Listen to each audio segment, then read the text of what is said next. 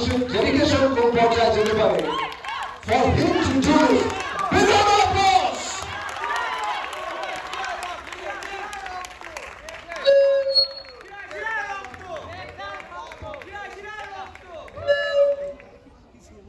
এই ছবিতে এক অসাধারণ আঙ্গিক যোগ করেছে অনির্বাণ, এবং সেই আঙ্গিকটা ছাড়াও কিন্তু এই ছবি পূর্ণ হয় না।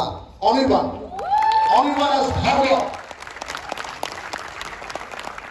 এবং যেভাবে অনির্বাণের লুক নিয়ে আমরা এক্সপেরিমেন্ট করেছি পুরো ছবি জুড়ে, আমার ধারণা অনির্বাণকে একটা সম্পূর্ণ অন্য রূপে আপনারা সামনে দেখতে পাবেন। দেবকে নিয়ে এই ছবিতে আমি যত কথা বলবো আমি জানি তার পুরোটাই কমই হবে, কারণ নিজেকে ট্রান্সফর্ম করার থেকে শুরু করে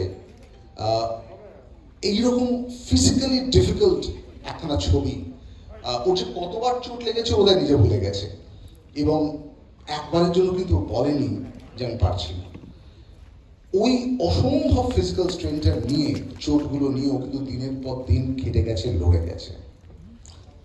অ্যান্ড জাস্ট এই ছবিটা আমি বলবো, for one reason which is determination of Dev, will be remembered by the audience forever. স্বপ্নে তো আমরা সবাই দেখি, সবাই ভাবি কি আমরা বড় ছবি বানাবো, বড় ক্যানভাস করবো। আসলে কি সেটা আমরা বড় করতে পারি?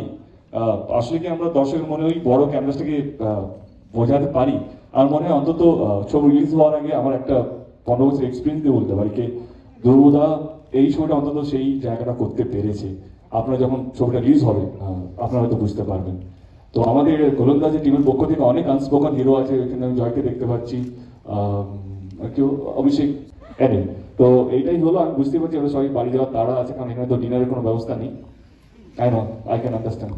তো anyway thank you so much. আপনারা এই করোনার সময় যারা মিডিয়া বন্ধুরা এসেছেন তার জন্য অসংখ্য ধন্যবাদ হাত জোর করে, এবং যারা বন্ধুরা যারা ফ্যান নয়, তোমরাই আসল বাংলা ছবিকে এখনো বাঁচিয়ে রেখেছো। Thank you for coming and joining us আর making this event big success. Thank you so much.